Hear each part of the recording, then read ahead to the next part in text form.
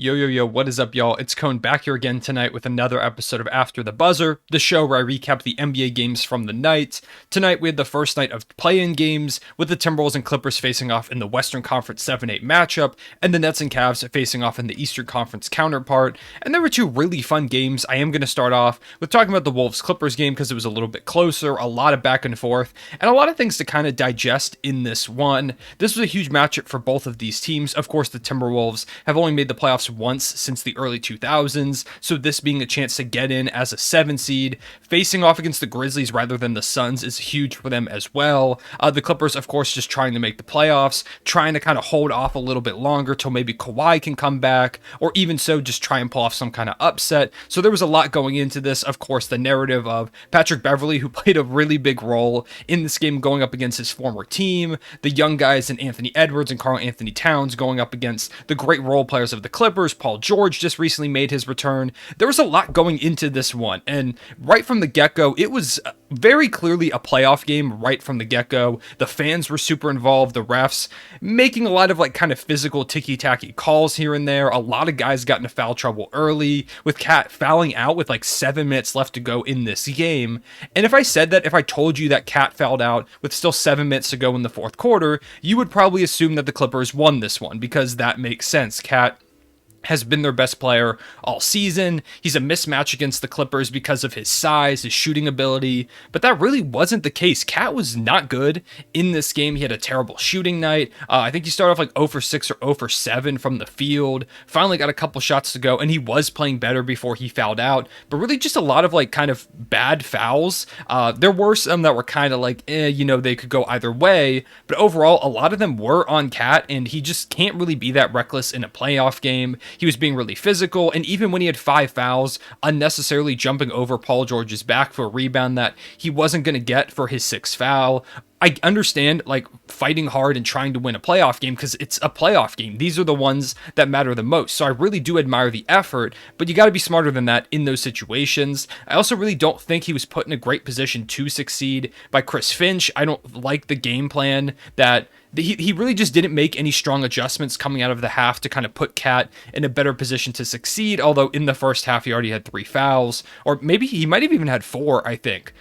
Overall, just not a good Cat night. And so if I told you that Cat had a night like that where he was struggling from the field, he shot terribly, he had 11 points, 5 rebounds, and 3 assists, this sounds like a Clippers blowout, but it wasn't, because the other guys stepped up in such a big way, really the way they have all season. In particular, D'Angelo Russell all season has been the unsung hero for this Timberwolves team. A lot of people talk, of course, about Cat and Anthony Edwards. I'll get to Ant in a second because he was also phenomenal in this game. But DLo for the whole season, and this is something I've talked about a few times on this channel, has been their X factor, has been the guy that really doesn't get enough praise. The way that he slows the game down. He's such a great floor general. He makes a lot of tough buckets. He's really clutch for them. And that is exactly what he did at the end of the first half. And as soon as Cat went out, when momentum was kind of shifting the other way, and when Cat fouled out, that should have been a huge moment for the Clippers. The other team's best player is out for the game. This is a moment where you go for the kill,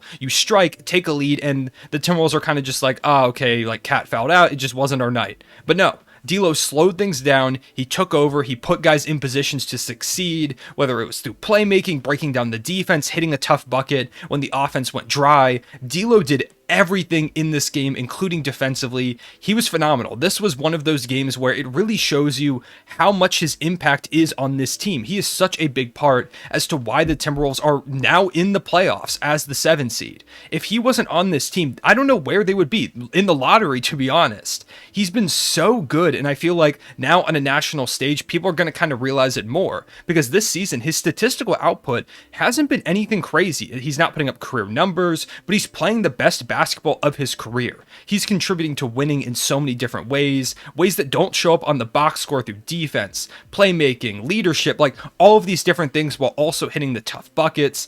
In a big game like this, they needed him so badly, and he came up big with 29 points, 5 rebounds, 6 assists in 37 minutes. DLo was super clutch. This was One of those games that you would see from him in like Brooklyn when he was that all-star that season, but now heading into the playoffs, it's a huge moment for him. And I hope people kind of realize how good D'Lo is and has been this season after a performance like this. Anthony Edwards, like I mentioned as well, just electric, 30 points, 5 rebounds, and 2 assists. He was especially big in the early going with like 13 points in the first quarter. When the Timberwolves really couldn't get their offense going, they kept trying to get the ball to Cat, but the Clippers were implementing a lot of double teams, putting some smaller defenders to kind of get him out of his rhythm rather than trying to back down a big. There were 2 smaller guys that were able to kind of poke the ball away, make him put it up high, and really just never get comfortable in the post. And so that really wasn't working. So Ant kind of took over in the first quarter, and that was huge because that was a portion where their offense completely stopped working. And if they had fallen down big in that first quarter, they might not have been able to come back because later on in the game, a lot of different guys started to heat up, including Paul George, who I'll talk about in a second. But Anthony Edwards kind of being that stabilizing force in that first quarter was so big for this team, and in the fourth quarter closing things out with a crazy dunk at the end and a couple big buckets. They came up big, those 2 guys, and that's part of what's been so fun about this Timberwolves team. It's not just like a one-man show or even a 2-man show in Minnesota. You've got 3 guys who are all super talented and a lot of great role players. Jared Vanderbilt with 10 rebounds, Pat Bev, as I mentioned, he was all over this one, getting a technical foul, getting up in people's faces. He had 3 fouls in the first quarter and finished this game without fouling out, which was super impressive. Clutch steal on Reggie Jackson on the end. He had his fingerprints all over this game in typical Pat Bev fashion, with defense frustrating the opponent, and then at the end jumping up on the scorers table after they won. It was crazy, and I found myself rooting for the Timberwolves the entire time, not just because I'm a Thunder fan and want the Clippers to give us another lottery pick, but also just because this team is really fun, and I think a Timberwolves-Grizzlies series is going to be so much fun. I don't think the Grizzlies are going to lose. I think that they'll probably win, but this Timberwolves team is a really fun young team that can kind of run back and forth with them. I think it's going to be high-paced, high-flying. I'm super excited to watch this series, and shout to the Timberwolves. The Clippers now are going to have to face off against the winner of Spurs-Pelicans, which is tomorrow, so we'll see kind of how that one goes for them. But for right now, Paul George, he really started off slow but picked it up later on, and I think he'll be fine. I think that one of those teams isn't going to give him as many problems as the length of a lot of these Timberwolves guys between Jared Vanderbilt, McDaniels, even other guys like Pat Bev were kind of getting up and into him. He just had a lot of tough matchups, and he really did turn things around, starting off like 3 of 13 and ended up dropping 30, really heating up in that third and fourth quarters to keep things close, even through that huge run that the Wolves had after Cat went to the bench. But overall, just shout out to the Timberwolves on this win. Clippers, we'll see what they're able to do next game.